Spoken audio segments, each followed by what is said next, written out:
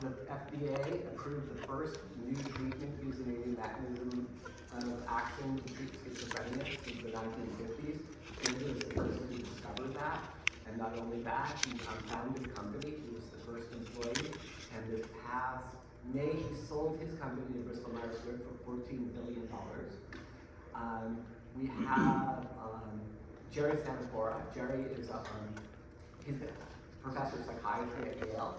He was a principal investigator on the drug that was recently approved in the form of ketamine to treat depression, and he actually went to clinic, so he's going to come here and spend time with us. And then the last time coming to you soon, we have a person named Steve Hyman, and Steve was formerly the director of the National Institute of Mental Health, the provost of Harvard, and is now the head of what's called the Stanley Center, which is the largest privately funded biomedical institution on the planet, looking at the causes and potential cures and what are called biomarkers for mental illness. So that's the list. I might have left somebody out. Yes? Could you talk a little louder, please? I can talk louder. If somebody knows how to hook up the microphone here, who has experience with that, I apologize for my technical ineptitude, but it is one of the reasons why I encourage so many of you to come closer. So Peter and I are going to talk the way we talk. I suspect I'm louder than he. Hello? Okay, Peter. Okay. Is there another one? I think Xander, you all have to understand, like, theoretically, if Xander was a C student, Xander's going to get an A+, okay? So, here we go, we're all set. We'll go to that. Can you hear me? Is that better? Yes. Okay, so before I call Peter up, I have a few slides to introduce him. And I will stand and deliver and hope this works. Wait, I have to do it from my computer. So, hold on. Allow is a really good word.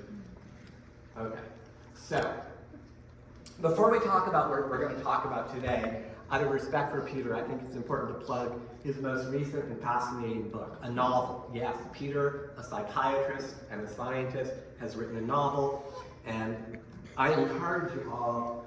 This came out before the election, and I will spare the slides and everything. If you read this novel, what will happen to you is what happened to me. You will not sleep. Because Peter is anticipating, with more accuracy than I suspect even he in his darkest moments, imagine the world that we are now finding ourselves, how it might begin, but also how it might, if not end, at least sort of kind of end. So, a novelist. So I wanted to do that. Oh, whoops, I keep hitting the wrong button. So,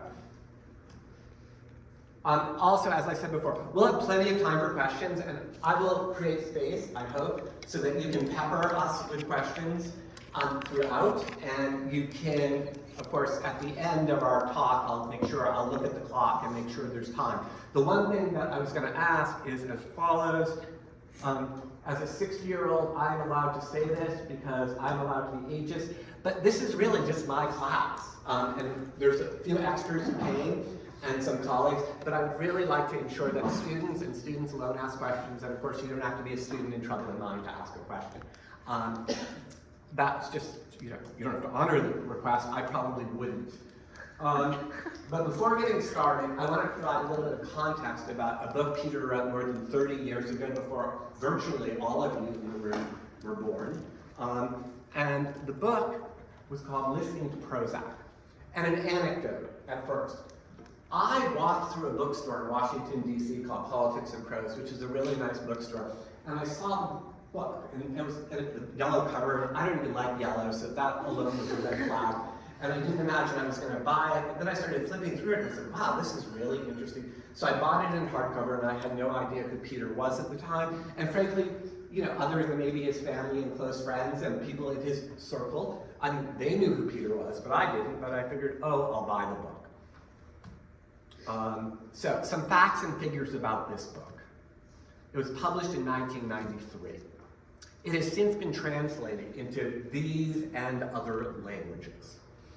The hardcover copies, according to a Google search, it sold more than 250,000 copies. I think that's just in English. I don't know there are colleagues in the room. Let me tell you about how many copies my book that I worked on sold. My first book, I think 63. That's only a modest amount. It's not, so actually it's like 1,004. And that's in hardcover and paperback. This is hardcover sales alone. Paperback estimates are approaching 2 million in all those languages. I don't know if Peter has more accurate figures. The percentage of Americans taking antidepressants in 1993, at the time Peter wrote Listening to Prozac, was about 3 to 4%. I'm not sure if that's a wholly accurate figure, but it's not as relevant as the contrast to where we are today. Today that figure is between 15 and 18%.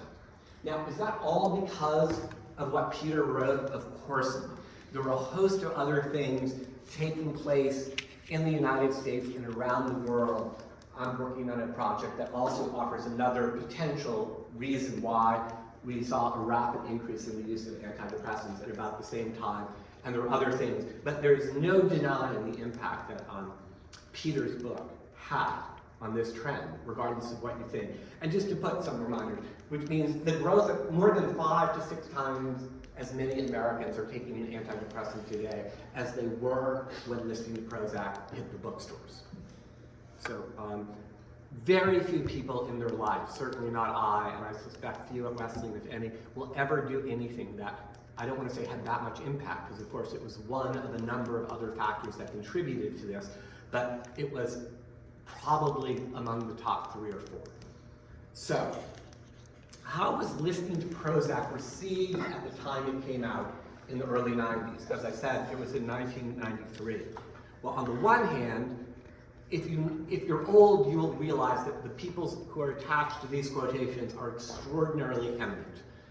And they have lovely things to say about Peter's book. And Peter told me today that he hadn't seen the quotation from Oliver Sacks, and I said, well, I used ChatGPT, so we wondered if perhaps it were fabricated. But nonetheless, it is a lovely quotation. The others, I can assure you, are all real, and I suspect, given how Oliver Sacks wrote, that is real as well. But with the good came the bad.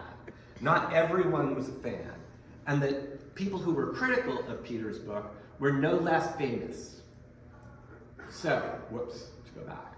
So, on the one hand, there are things that I assume Peter's parents and wife and might have been very proud of, and on the others, I assume there were people who entered the Kramer family enemy list.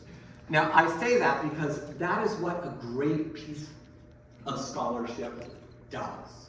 It generates a conversation. Maybe what it forces people to do, sadly, is to take on even more polarized positions than they might previously have held. But that debate that began in the 1990s is no less, and in many ways even more vigorous today, over the exact same issues. The good news is because many people care about these issues greatly, and they want to make sure that because so many people are suffering and experiencing what I would call disturbances of mood, thought, and behavior, but more typically fall under the umbrella of mental illness, right, are desperately craving effective interventions that can mitigate their suffering or the suffering that their families and loved ones experience in an effort to try to come to terms with someone they care about. But before Peter, if you wanted to write a book about psychiatry that might sell more than 63 copies, I didn't know this at the time. So this is advice to you, okay? You had to include Freud in the title. I think at one point I've read all of these books. You know, and I have a book I'm working on, and it never occurred to me until I made this presentation that I should change the title and include Freud in the title to boost sales. But after, thanks to Peter's book, this is no longer the case. There's now another word you can put in the title of your book if you're hoping for it to sell. And I do want you to know that the last one is my favorite, and I do own a copy, Barking at Prozac. Years ago, I was invited to give a presentation on the history of psychiatry at the American Psychiatric Association annual meeting, and I gave my presentation on SSRIs and dogs. There's a vast literature. It turns out dogs sometimes suffer from a human analog of what could be obsessive compulsive disorder called canine acral dermatitis, in which a dog will, in fact, lick and chew its paw to the point that it could get infected. And one of the most effective treatments we know from research done by NIH scientist Judith Rappaport to treat canine ankle dermatitis is an SSRI. They work wonders. The dogs stop chewing. They might not necessarily be happier pups, but they are certainly healthier ones. And another book came out at the same time by, I think it was Nicholas Dodman, a professor of veterinary medicine, whatever, at Tufts. And his title was even better. It was called Dogs Who Love Too Much. And it was all about treating dogs with Prozac and Prozac-like drugs, Zoloft, Paxil. There's a whole number of them. I assume a number of you in the room, even if you wouldn't want to say in public, are familiar with them personally or with your families. But, and this is really the kicker, okay? If you really want to make sure that your book will sell, the thing to do, and I'm now trying to think about how I can weave this into the title of my forthcoming book, is to put both words in the title. Because what you see here is not only was this book a bestseller, I don't know who it is, or I haven't read the book, but it was an international bestseller. So for those who aspire to write books to sell that might focus on psychiatry, I would encourage you to think about the words that might find themselves into your title, irrespective of their relevance or salience to anything you might wish to say. So, what's the next one? And I should also, as for Peter himself, it's very important to realize Peter is hardly a one-hit wonder. I meant this, that's like for people who write songs. Peter has written a number of books, and the books he's written don't even come close to capturing his contributions that didn't ultimately manifest themselves in books, but articles, podcasts, interviews. Peter was, once upon a time, like you couldn't turn on a show, an interview show, a talk show or something, without having an opportunity to hear what Peter had to say. But it's important. I wanted to say something. Whoops, I had a point. Did I miss a slide? Well, I will. Sorry. You know, when you make your slides in the morning, they sometimes don't work in the afternoon, and I think I'm having a freeze on my computer. Hold on.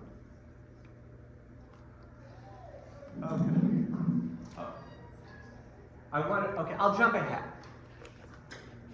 Very few of us have any wish or desire, really, to talk about something we wrote 3 decades ago. In many ways, we live beyond it, right? We're thinking about other things, right? Peter has written 6 books after listening to Prozac. He's seen his children go from little ones to big ones. Do you have grandchildren? Grandchildren. Okay, lots has happened in Peter's life. And so the idea that some 32 years later, after he wrote this book, people are still curious and interested about it, while doubtless flattering, kind of also carries a burden with it. And this is a clip I just thought of this morning, if I can find it on my computer, like you see it, but I don't know how to make it click. This is from The Godfather 3. Now, The Godfather 1 and The Godfather 2 were brilliant movies. The Godfather 3 was not nearly so brilliant because Francis Ford Coppola cast his daughter rather than Winona Ryder in a key role. Now, Sofia Coppola is a brilliant director and is a deserving Academy Award winner for the work she's done, including this brilliant movie with Bill Murray called Lost in Translation. I know that's a digression.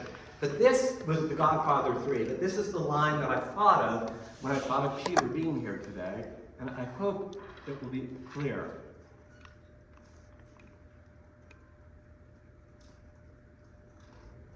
I don't know how to put up the volume. Well, we won't try, it didn't work. But that's Al Pacino as Michael Corleone near the end of his life, saying every time he tries to get out of the world of organized crime, they're pulling me back in. They're pulling, can't escape it.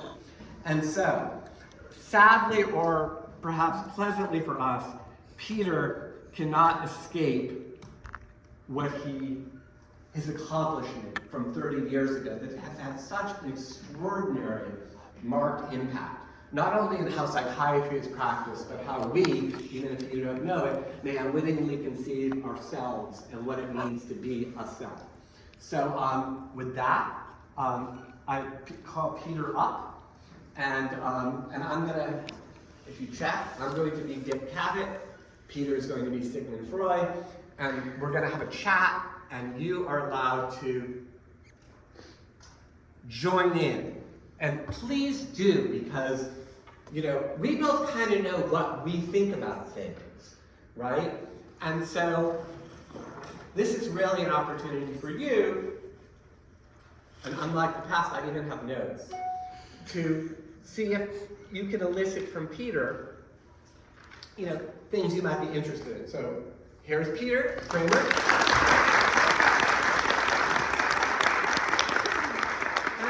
I want to say one last thing, so all of you know. When I invited Peter to come, Peter said sure.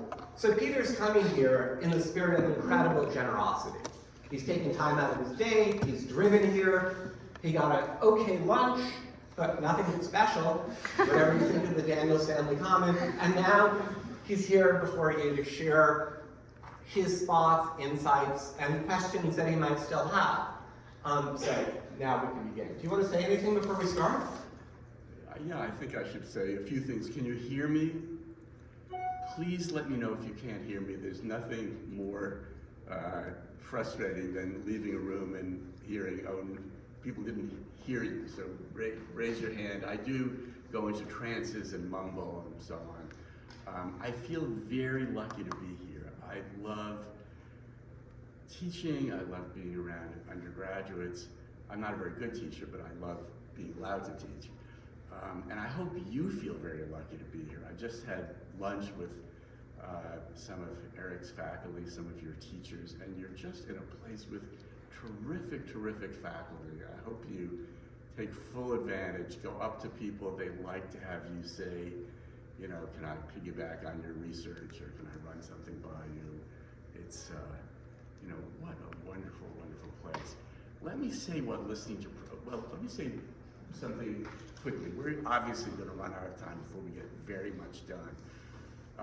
Speaking about being pulled back in, no one loved that scene. It's sort of an over-the-top Al Pacino scene. Penguin decided to do a 30th anniversary edition of Listening to Prozac, so that's 2023, still pretty recently.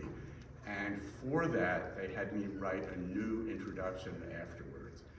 And we're gonna skip over stuff and I'm gonna get things wrong, but that introduction and afterward update the material, say a lot about the science, but they also say a lot about the cultural surround. So antidepressants that didn't have a lot of hard-to-bear side effects were very new in 1993.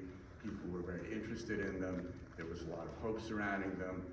30 years later, 32 years later, there's a lot of skepticism about antidepressants. There's disappointment over long-term effects and effects of long-term use and so on. So that, and in this introduction afterward, I write about a short story by Borges called Pierre Menard, author of the Quixote. I don't know if people read Jorge Luis Borges anymore, but he was a very imaginative South American writer who imagined someone in the period of World War II writing 2 chapters of Cervantes' Quixote. And this is a reviewer, this short story is a reviewer writing about this feat and saying how much more brilliant it was to write those same words, you know, during World War I, where military feats are horrific, you know, than it was to write it in the late Renaissance when military feats were heroic. So they're the exact same words written, and this is just a comic story about someone trying to review someone who, you know, sort of writes out 2 chapters of the Quixote hundreds of years later. And so in this introduction afterwards to Listening to Prozac, I think about what it would be like to write those same exact words now, when there's so much more hostility and skepticism toward antidepressants, even though very little in the book needs revision, and almost everything I wrote then is true, and is true because I consulted, very smart, authoritative researchers to write the book. So what the book is about is the following. When these new medicines like Prozac and Zoloft came out, I was a practicing psychiatrist, and I noticed that some of my patients on the medicines became less socially anxious, more confident, and they might go off the medicine and come back and say, I'm not depressed, or I'm not as obsessive as I was. I wouldn't normally want to be back on medicine, but I was a better parent, or I had more success at my job on these medicines. And that got me to think about what was happening as we were developing these new medicines, and what it would mean if we could tweak personality types, take people from some normal state that is not as socially rewarded and not as desirable, and take them to another normal state that's better socially rewarded. So using medicine not to treat illness, but to do what I call cosmetic psychopharmacology. So the book was really about medical ethics and that problem or dilemma that I thought we would face. Not that we did face it so much in the intervening 30 years. Prozac was kind of unique in its ability to do some of that work. But when the book came out, it was just as people were becoming willing to speak about depression, becoming willing. William Styron, great novelist, had written an op-ed in the New York Times about his having had depression and being treated for it, which no one did. I mean, once every 10 years, there would be sort of a memoir of depression. But this was a New York Times op-ed in the days when anybody read the New York Times on paper. It was only on paper. And he got invited to write a book. He wrote a book called Darkness Visible, which was about being an older alcoholic man who became afflicted with very deep depression and got treated for it. And the book is really almost about one thing, which is ineffability. It's about a history from the ancient Greeks onward of people having difficulty capturing in words what it is that depression is. So Styron is writing about his own inability to communicate how awful depression is, and how little medicine, using both psychotherapy and medication, is able to get people out of depression. That was his experience.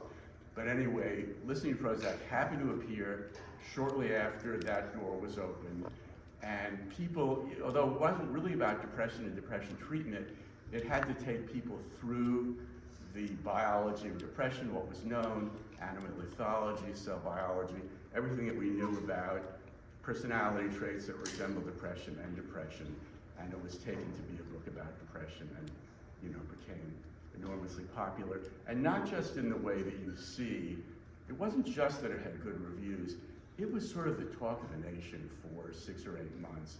So that at the end of the year, in one of its summary issues, the New York Times, at the end of the year had these sort of roundups, and one of its headlines was "Listening to 1993." That was and I was on Oprah, and Politically Incorrect was Bill Maher's show back at the time, and Fresh Air. Charlie Rose doesn't exist anymore for Me Too reasons, but that was a major show. All the morning and evening news shows.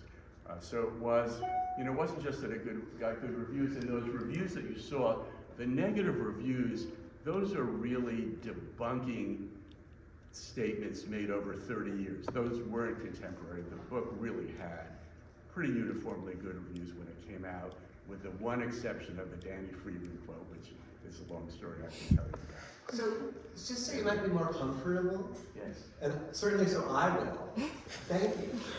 Can you hear how to say? A little louder, All right. please. Oh, can you talk louder? Maybe hold the mic closer when you speak, Peter? It doesn't. The mic's not on. You guys should. Oh, what's that? That's the mic that works. That one does not. Oh, I had no idea. I thought they both worked. Okay, I will hand you this mic. I'm going to ask a question, and then I'll hand you the mic. So what I wanted to do is bring you back in time and remind you of what is so obvious, which is virtually most of this audience is between 18 and 22 years old, right? College students.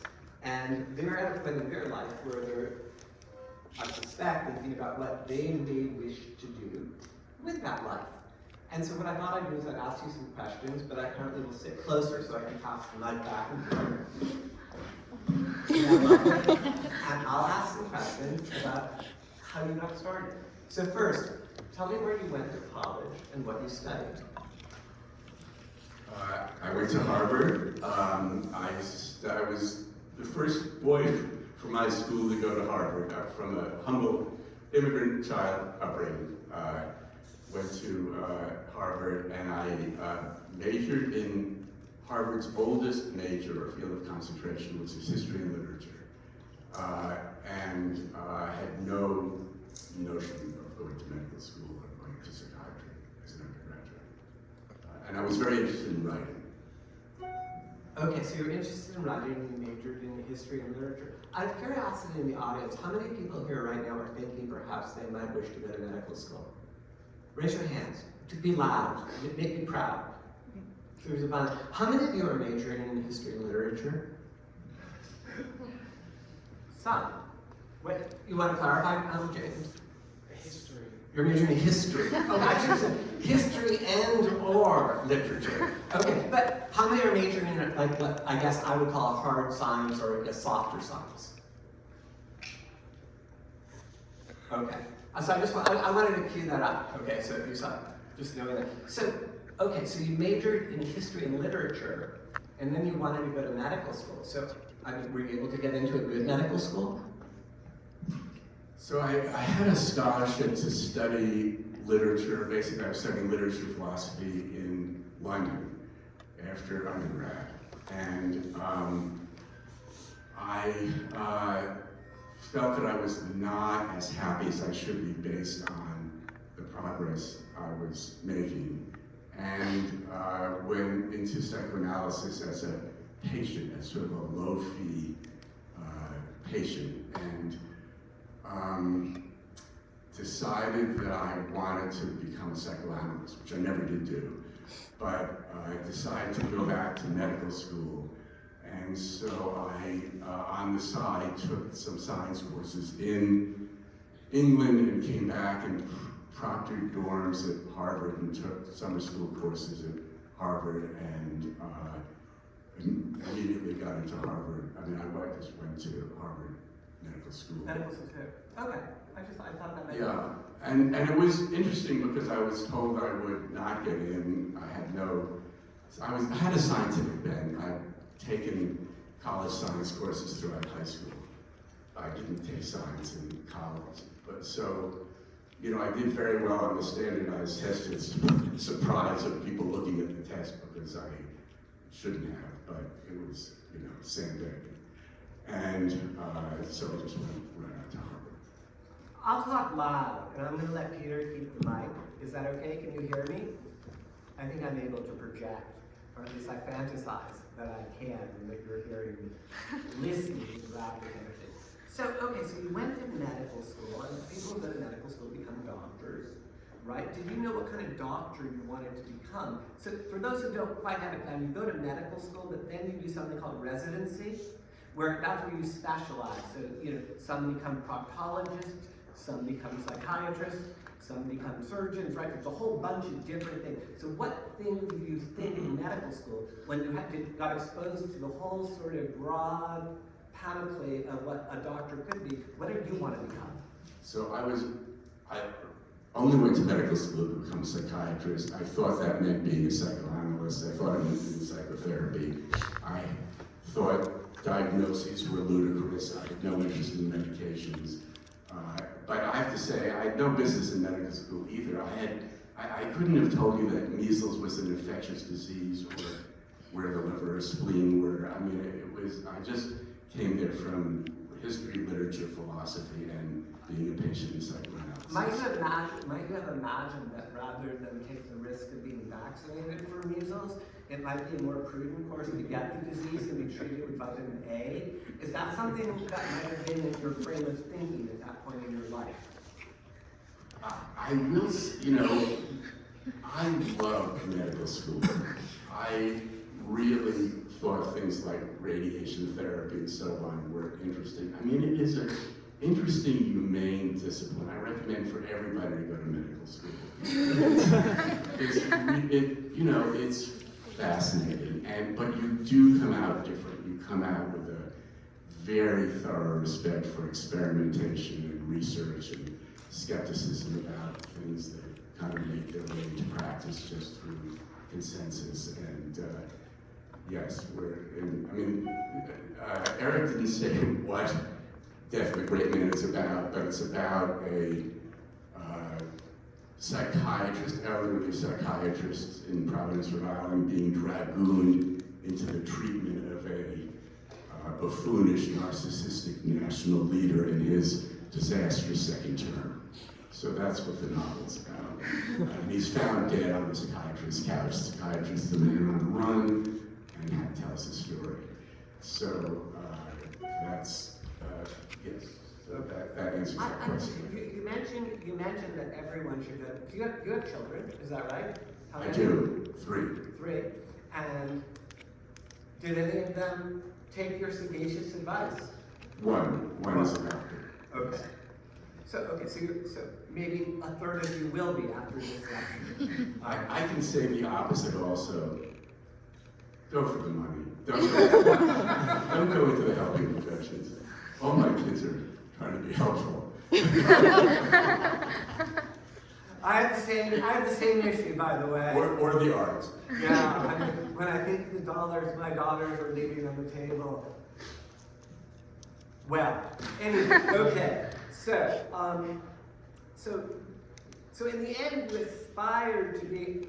It's funny, I'm looking at this and you think there are questions, but there aren't anymore. So in the end, you aspired to be a psychoanalyst, and for those of you psychoanalyst is like a Freudian guy, right? People lie on a couch, even today, some still do, and ultimately after 5 years, they discover, as George Gershwin, a famous composer, once did, he said, well, after 5 years of psychoanalysis, he said, well, now I know why I'm constipated. Okay? He wasn't relieved, but he knew why. So, okay, so you didn't do psychoanalysis, did you? You did a little brief stint on the couch in London? Yes, I was in a patient psychoanalysis in London. It was extremely helpful to me. His therapist was a strict Freudian. He was from Anna Freud's clinic, Sigmund Freud's daughter, and the theories we worked with were probably entirely wrong, and it was very helpful to me. I mean, just sitting there with a wise, kindly person saying what was on my mind and having him annotate it, was very helpful to me, even though the framework was probably mistaken. Psychoanalysis was very rigid at the time, and he actually helped arrange, and it was sort of arranged that I would become a student in psychoanalytic training, that is, learning this special kind of psychotherapy as I went to medical school. And this was at the Boston Psychoanalytic, which was the most stiff-backed of those schools. And when I showed up, the person in charge treated me as if I were mentally ill, that this was some delusion or fantasy that they would let a medical student join the psychoanalytic clinic, even though it had been arranged on paper. And I found that quite offensive, to be treated like a patient. And that was sort of common in those days. In medical school, a lot of my teachers in psychiatry, and believe me, I had plenty of needs, treated me like a patient. And each time I thought, this is not really what I'm here for. I'm here to learn. And I'm here to learn, I wanted to learn sort of particular technical things. And I think that that did leave me open later to learning a lot about the scientific, medical, biomedical side of psychiatry. So what happened, I don't know why we're discussing my history, but to tell you the history, I fell in love with someone, now my wife, and she was in DC. I was in New Haven, now at Yale, doing psychiatry. And I told my guy in charge of my part of the program, that I was going to leave Yale and go to George Washington or Georgetown and finish my residency there. And he said, no, we can arrange for you to stay at Yale and go to DC.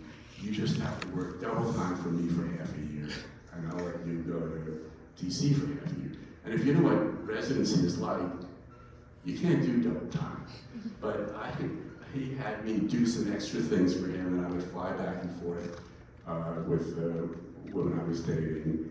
And I went to DC, and I was supposed to do community psychiatry. That's what interested me. I've been working with sort of underclass patients at public clinics. And the program that I was assigned to had a Yale physician in charge of it, happened to be in DC. And that was canceled, and I was put in something called the Division of Science. So I was like a special assistant to a famous guy, Jerry Kramer, a great psychiatric researcher.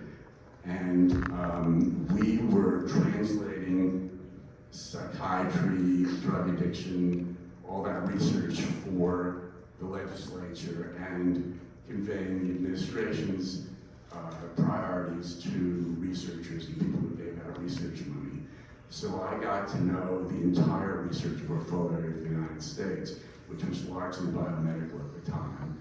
And people came to us because we had the money. So I got to know all the great researchers. And later, when I saw what was going on with my patients and decided I wanted to write about it, there's some intervening things.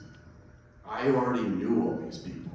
So I would write them and say, I'm thinking of writing about this, and they would send me 30 off prints. You know, there was no computers.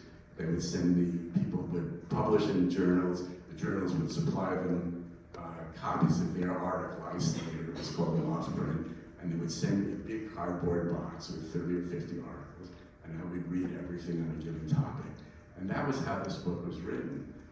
But I felt, I am the person who can do this. I'm seeing this.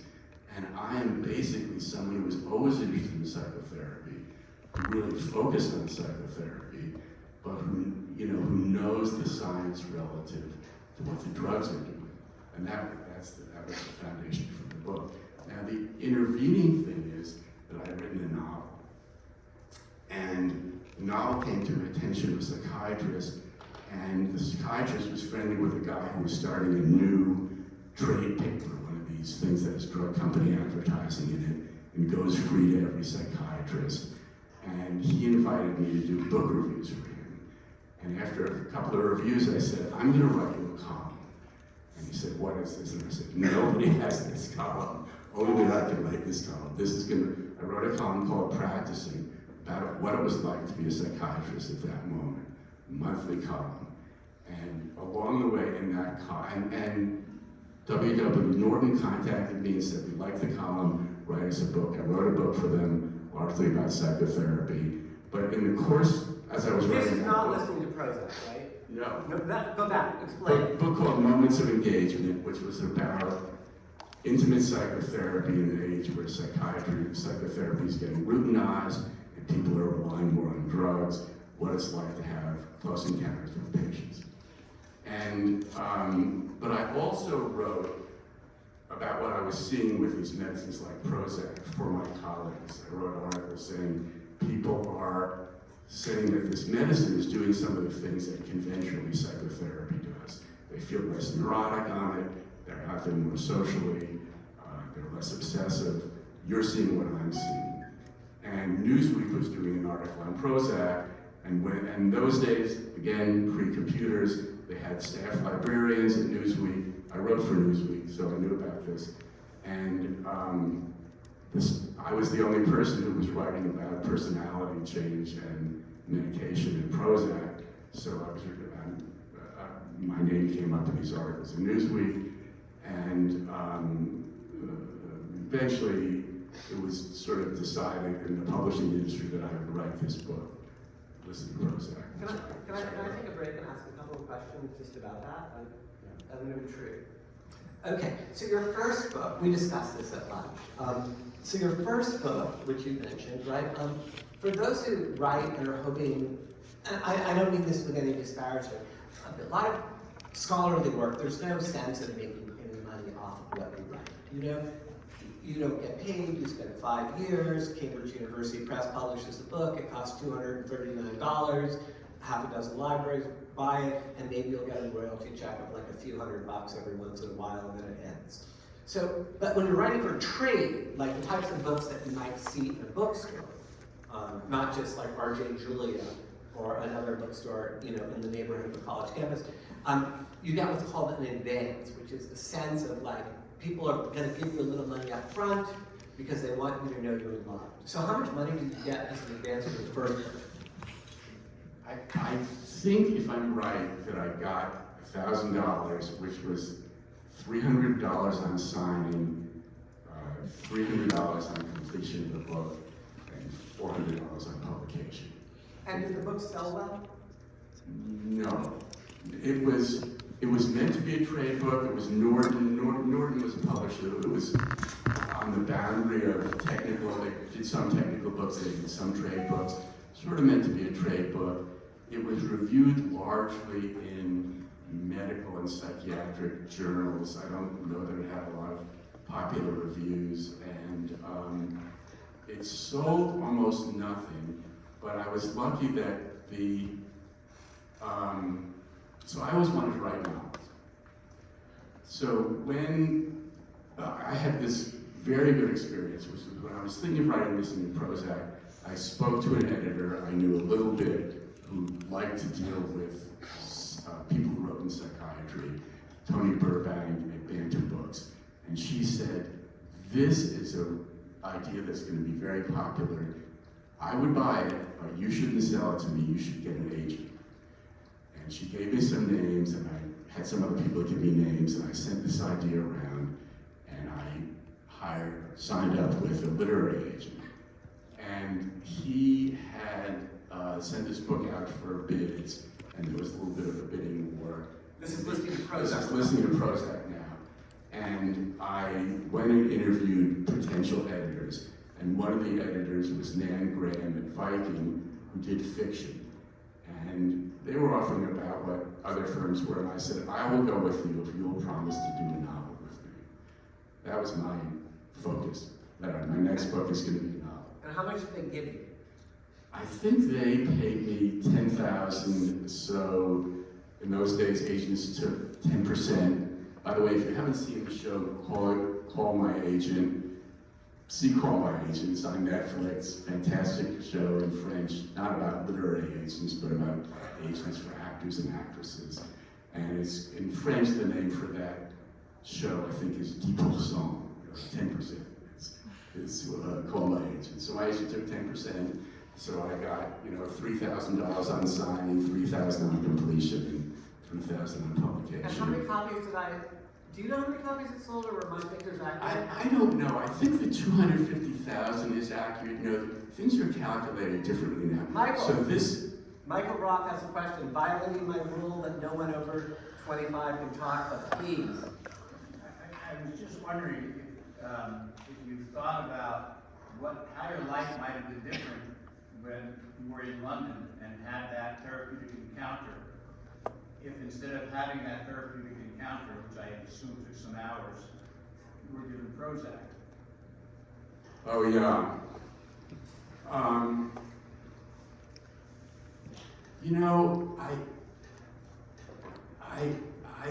think that would have been fine.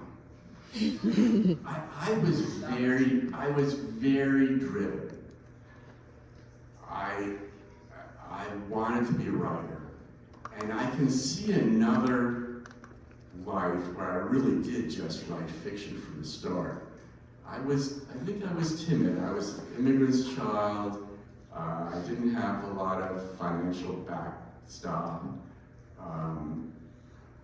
When someone offered me a column, I wrote the column. When someone offered me to write a book based on the column, I wrote the book. Those were sure things. It was very hard to get into publishing, hard to get published. When the Prozac articles were popular, sort of took the path of least resistance, which was plenty of work, and I wasn't writing fiction. And my next book, after listening to Prozac, of course, my agent editor didn't want me to write a novel after they had this bestseller. Bestsellers were different in those days. The New York Times oversampled independent bookstores like R.J. Julia. They wanted, they didn't want the airport bestsellers. They wanted New York Times bestsellers. So they oversampled independent bookstores. So this book was on the bestseller list for a year, probably, New York Times bestsellers, and lots of other bestsellers. So for that kind of book, $250,000 copies was a lot of copies.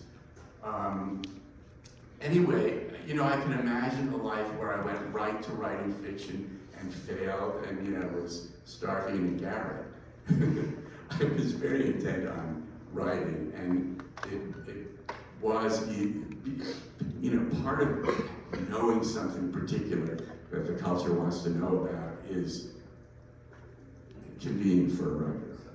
It's helpful. Having violated my rule in deference to authority, that is to allow Michael to ask the question when I said no one over 30 could, or 25, do any of you at this point have any questions? And by you, I mean students. Any, you've been listening, and just so Peter knows, for my class at least, I did assign the new introduction and the afterward to listening to Prozac before today. Do any of you have anything you'd like to ask or are curious about it? Clara? Well, you just said, or a little bit ago, that going into med school, you didn't quite believe in diagnoses and you were coming from a psychotherapy background. I'm a psychology and neuroscience major, and I spent some time in Denmark, and I had a professor that was a practicing psychologist who spent the entire semester basically trying to convince us American students that America has completely medicalized mental health and that we rely so much on drugs and we've lost basically touch with the holistic human experience. Do you feel in your career, coming from psychotherapy and now being a practicing or having spent time as a practicing psychiatrist, what's kind of where have you found yourself in this conversation of the use of drugs and mental health and whether or not it's helpful, necessary? So there are about 6 Wait, questions. did everybody hear the question? Yeah. There are a number of questions there. That is whether the field is too medicalized and whether to use medication, which I think are sort of different questions. So, America is very faddish, and when I was in training, America was entirely, psychiatry was focused entirely on psychoanalysis.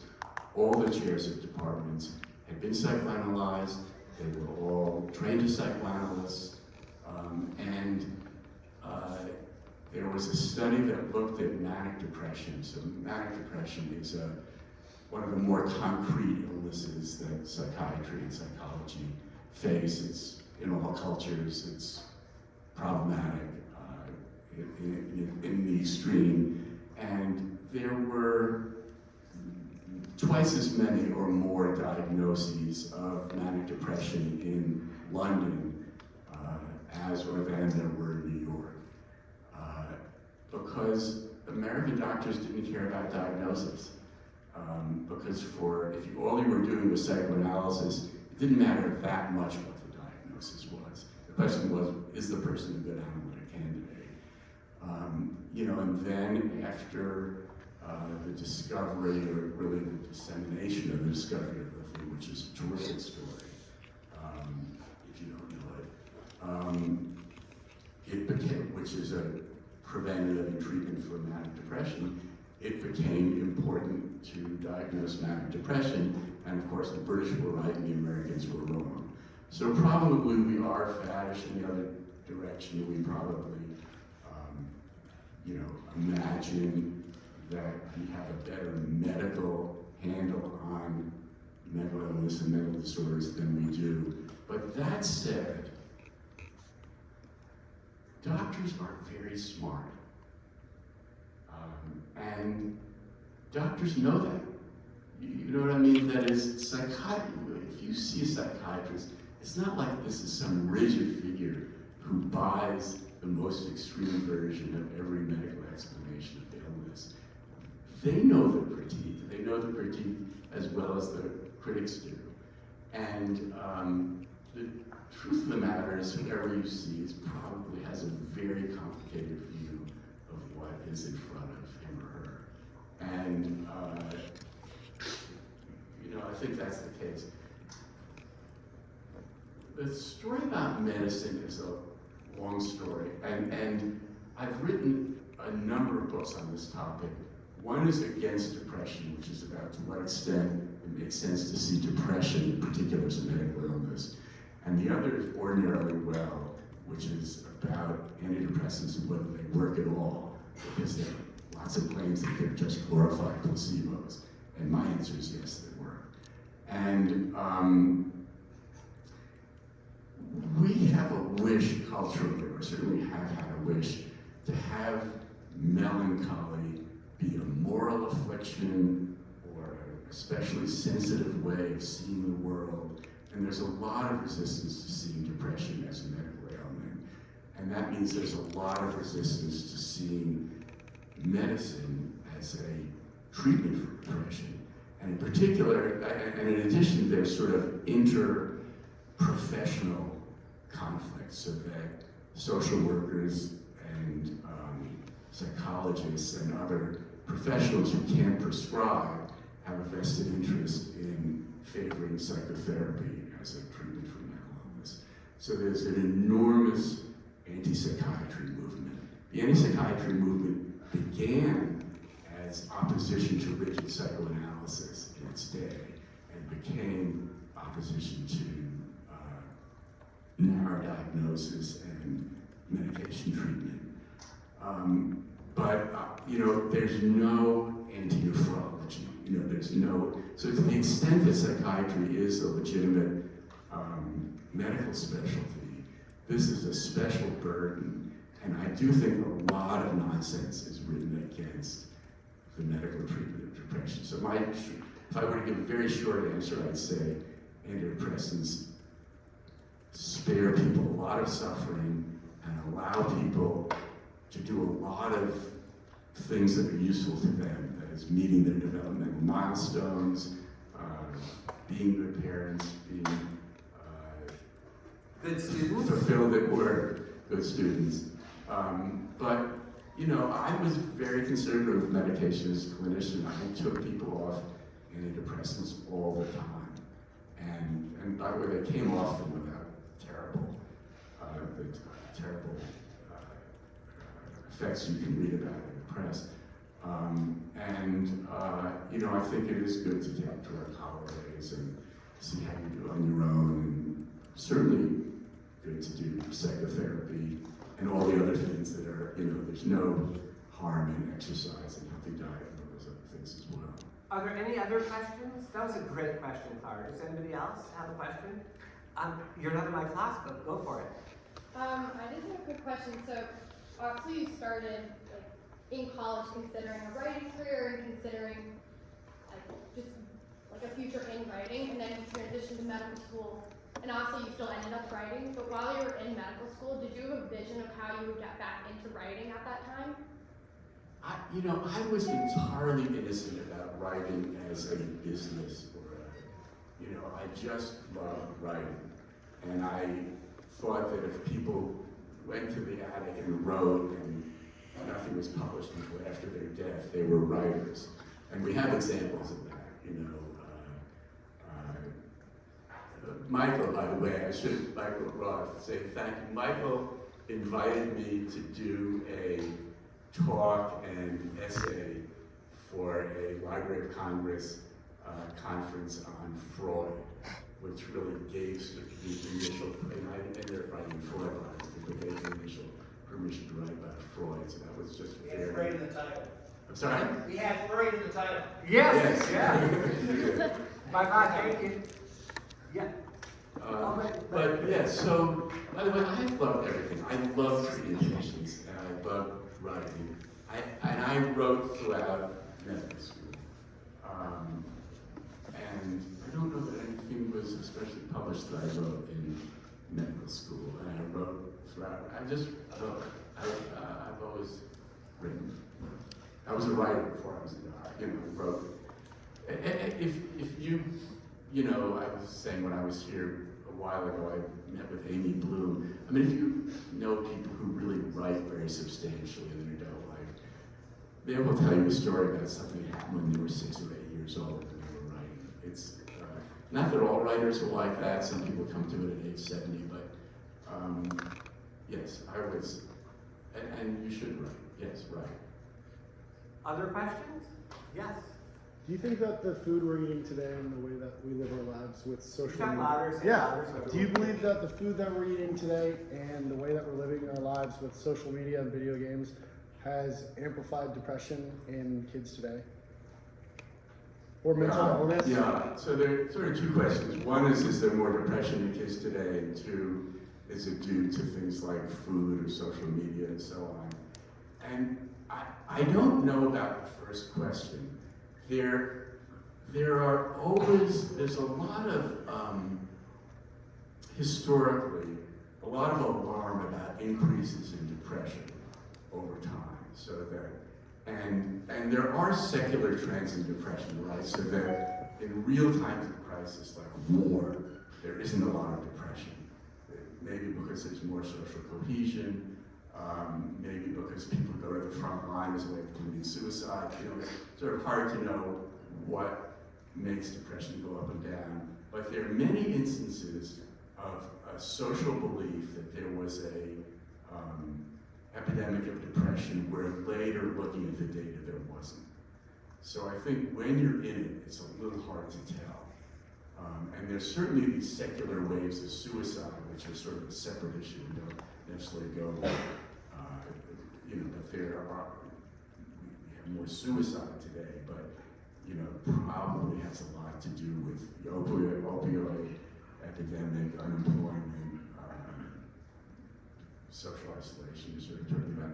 So, but the answer is I don't have a lot of theories about this. Food is not on my list. I think we probably eat better than human beings have eaten historically, and obviously we have the problem of obesity, but the kind of problems that, you know, there are studies of Guatemalan children who, you know, live on a subsistence diet, and what it's not good to starve. Starving, we know, isn't good.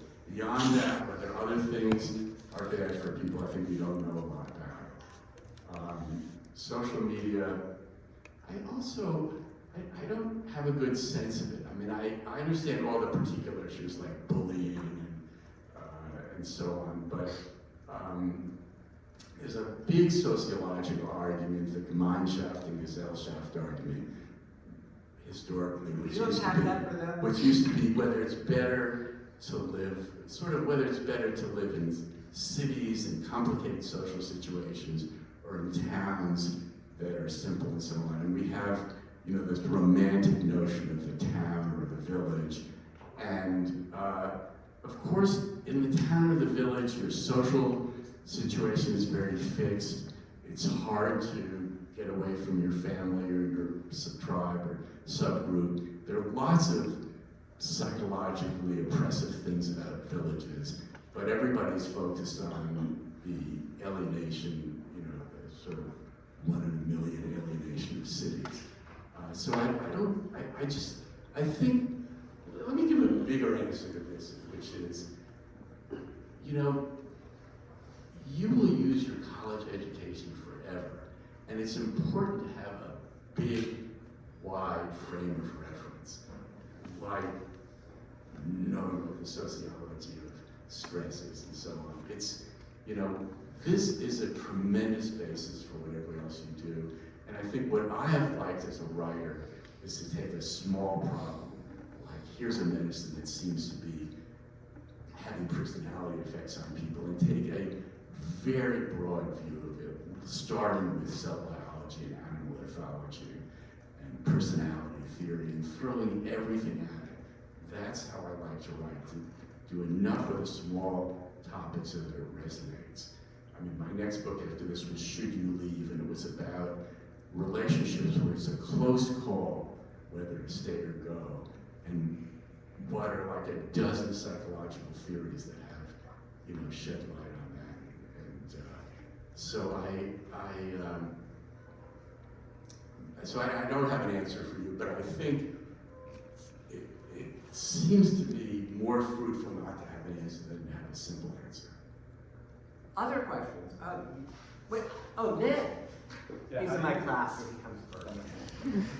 How do you see your work evolving like in the coming years? Like, do you have like a vision for something that you want to write about, or like things like important for people who know that you haven't been able to get to yet? So I'm just curious as to, like how, like what you want to focus on in the next coming year. So I am sort of failing as a writer in old age. I'm old, and I decided that my last book that's in this area in psychiatry ordinarily well was very argumentative. That is, it really was trying to make a point the way a lawyer would do it. It was large. I tried to do on the one hand, on the other hand, but there was so much on the other hand nonsense out there. I thought that I was doing a lot on the one hand, and I didn't like that in myself. I don't like being insistent argumentative. I see the world as very confusing, and that it's important not to know too much. And then I thought it was I imagined that Trump's first presidency, or being elected at all, was going to be like the Vietnam War.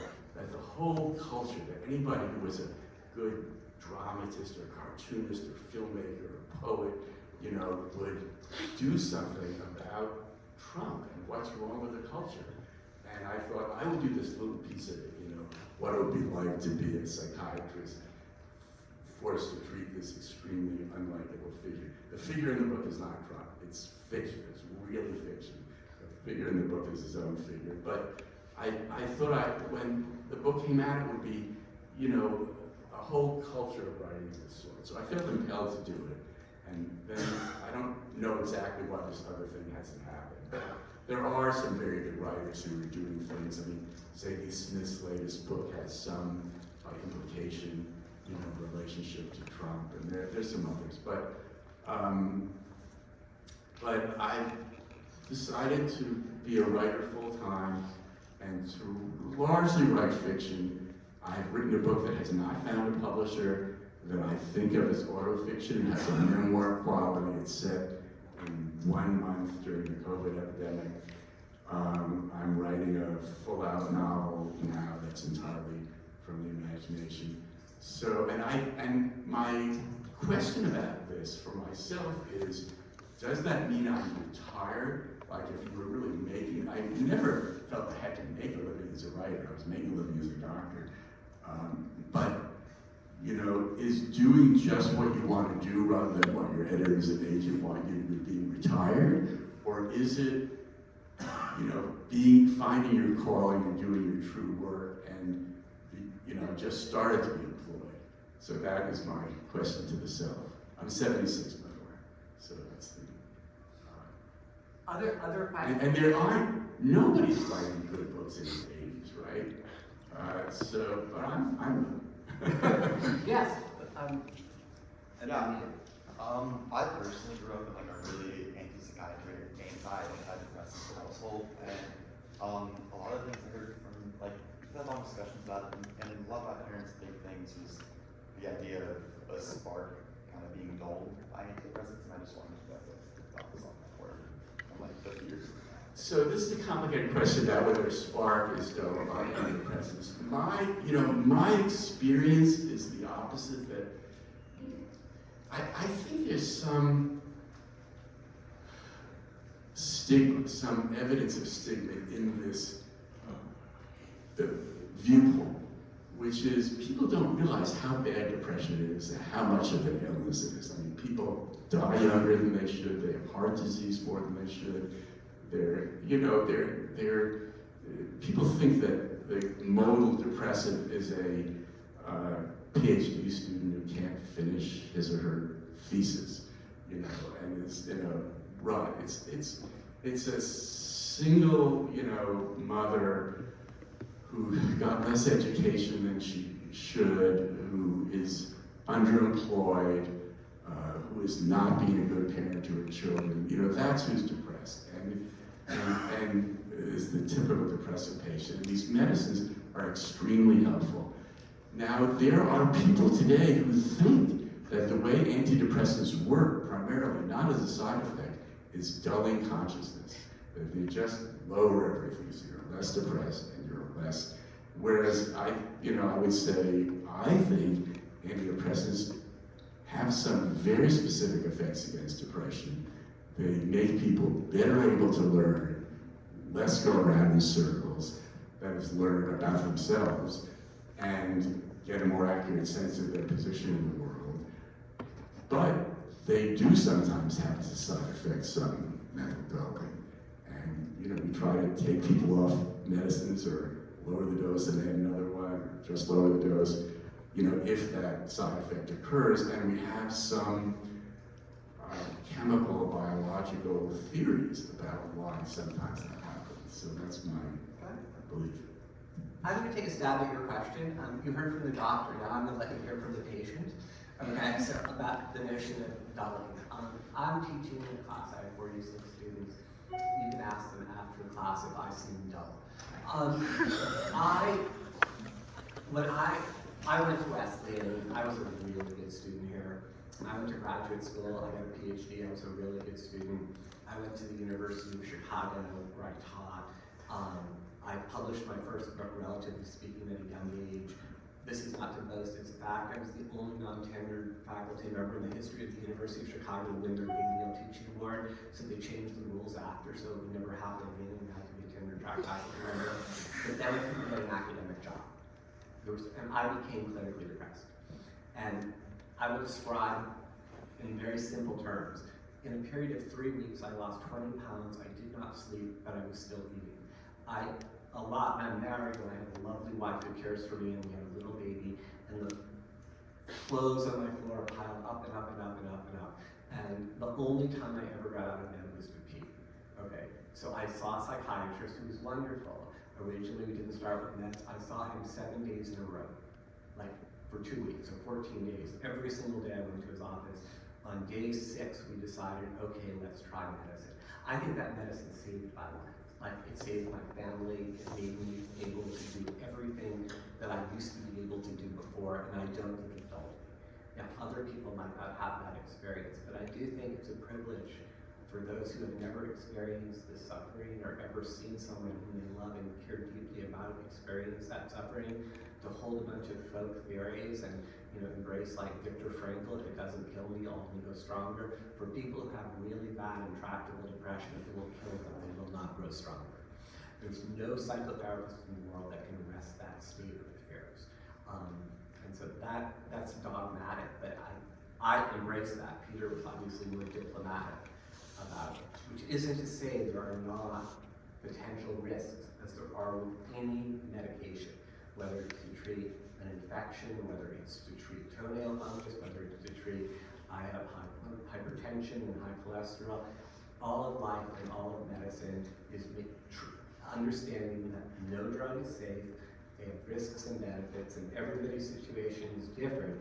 And if you judge, or the people whom you love judge, that the benefits of that medicine outweigh the risks, then that's a pretty good bargain, and you should accept it. But I apologize for being distracted.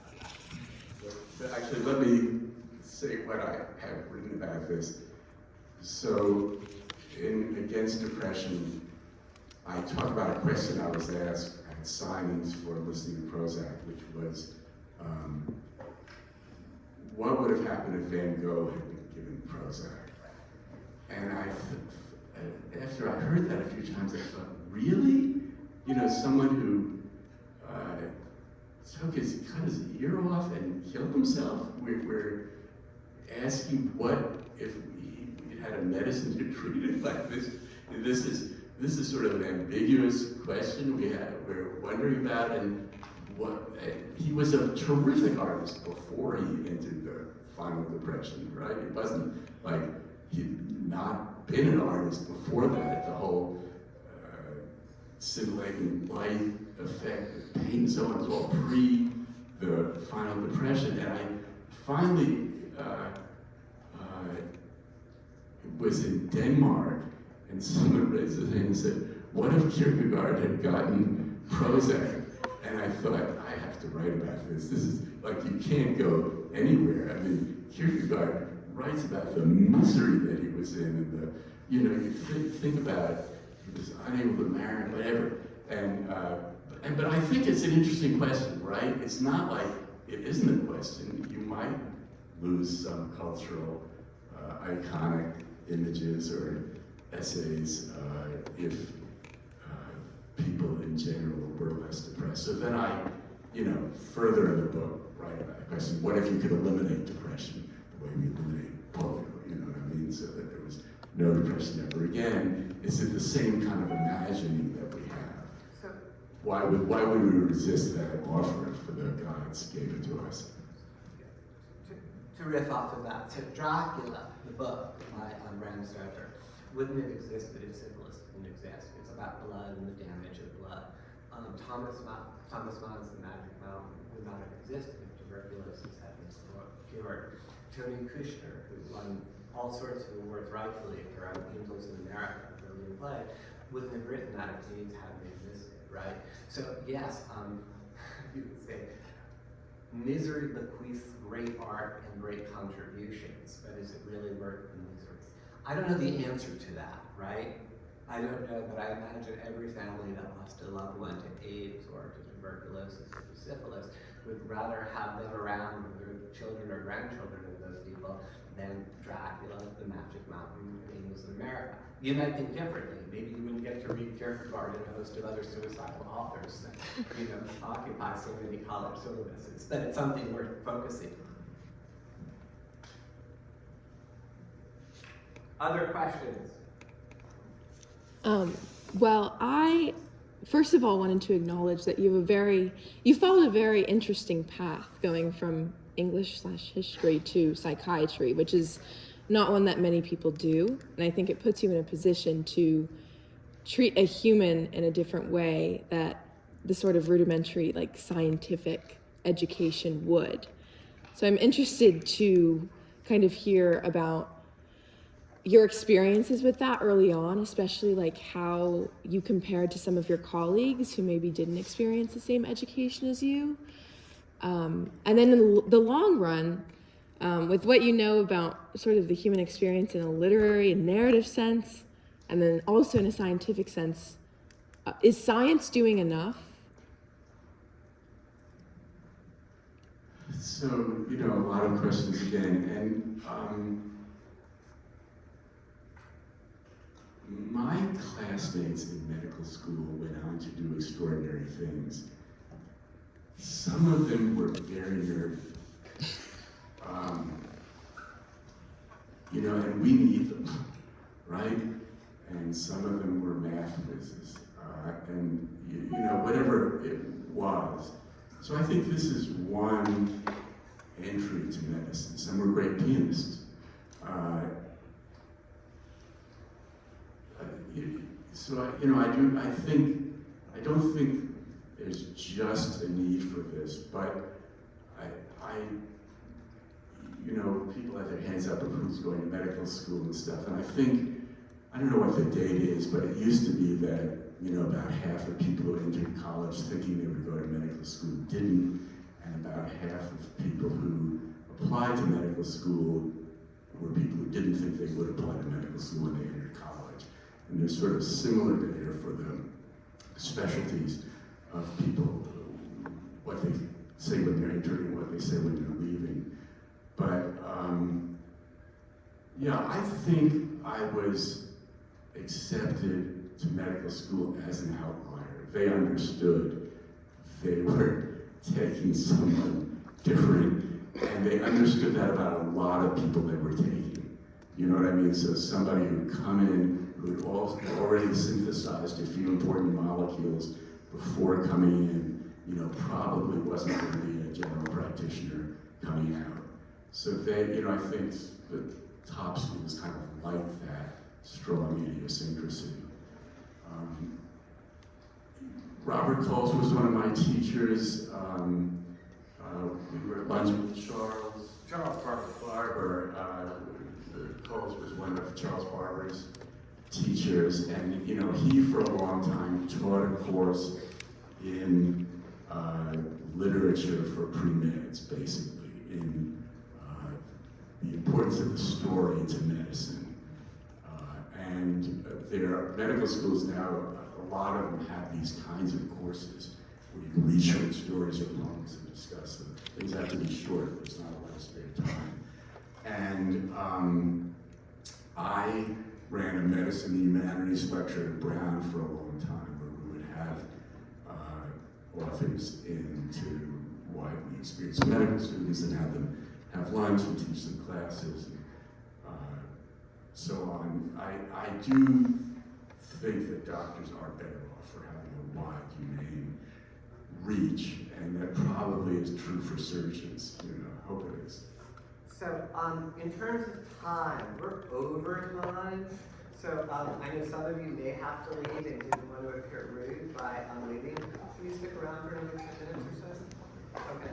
So, if people will stick around but before you leave, let's express our gratitude.